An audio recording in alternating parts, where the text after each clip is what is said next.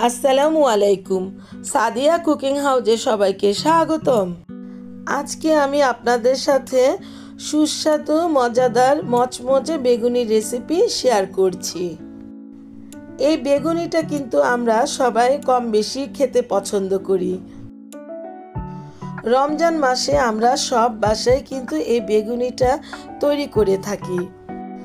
চলুন তাহলে আর কথা না বাড়িয়ে ঝটপট করে তৈরি করে ফেলি মচমচে বেগুনি। এই বেগুনিটা তৈরি করার জন্য এরকম একটা লম্বা সাইজের বেগুন নিয়েছি। এই বেগুনটাকে আমি দুই ভাগে ভাগ করে নিচ্ছি। বেগুনটাকে দুই ভাগ না 3 ভাগ করে নিতে হবে, কারণ আরেকটা ভাগ অতিরিক্ত বড় হয়ে যাচ্ছে। এবার এগুলোকে এই যে এরকম পাতলা পাতলা করে কেটে নিলাম। বেগুনি তৈরি করার সময় এরকম লম্বা ধরনের বেগুন হলে কিন্তু খুব ভালো হয়। এবার এই বেগুনগুলোর উপরে সামান্য পরিমাণ লবণ দিয়ে রাখবো। এই লবণটা দিয়ে রাখবো 5-6 মিনিটের মতো। এতে করে বেগুনগুলো কিন্তু কালো হয়ে যাবে না। অন্যদিকে একটা মিক্সিং বোল নিয়ে নিলাম। তারপর যথাযথভাবে একটা স্ট্রেনারে 1 কাপ পরিমাণ বেসন নিয়ে নিলাম। এই বেসনটাকে একটু চেলে নিতে হবে। বেসনটাকে ভালোভাবে চেলে না নিলে এই যে এর মধ্যে যে দানাদার অংশটা থাকে, এই ব্যাটারটা কিন্তু খুব ভালো হবে না। এই তো বেসনটা চালা হয়ে গেল। এবার এখানে দিয়ে দিলাম পরিমাণ মতো লবণ। তারপরে দিয়ে দিচ্ছি 1/2 চা চামচের একটু কম লাল মরিচের গুঁড়ো, দিয়ে দিচ্ছি 1/2 চা চামচ পরিমাণ কালো গোলমরিচের গুঁড়ো, আরও দিয়ে দিচ্ছি 1/2 চা চামচ পরিমাণ ভাজা জিরে গুঁড়ো, দিয়ে দিচ্ছি 1 চা চামচের একটু কম বেকিং সোডা। বেসনের ব্যাটারটা যখন তৈরি করবেন তখন এই উপকরণগুলো দেওয়ার চেষ্টা করবেন, এতে করে কিন্তু বেসনের ব্যাটারটা খুব সুন্দর হয়। এগুলোকে খুব ভালোভাবে নেড়ে চেড়ে নিয়ে দিয়ে দিলাম পরিমাণ মতো পানি।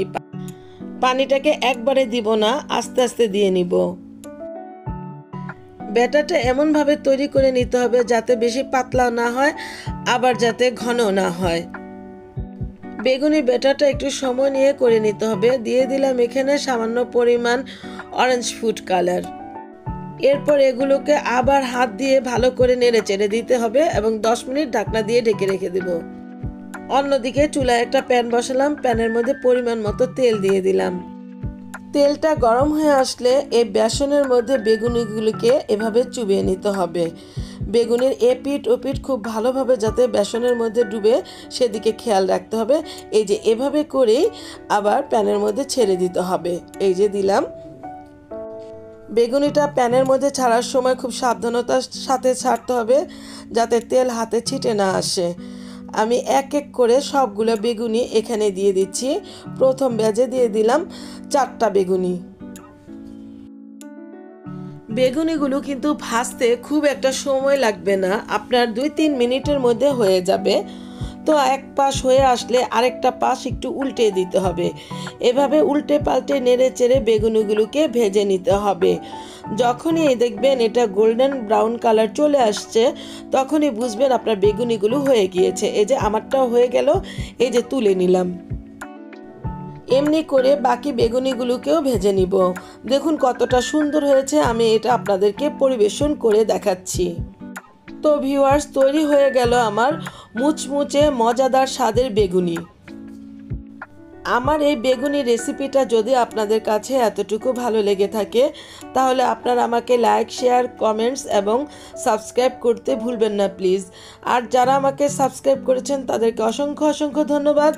আবার হাজির হব অন্য কোনো সময়ে অন্য কোনো রেসিপি নিয়ে। আল্লাহ হাফেজ।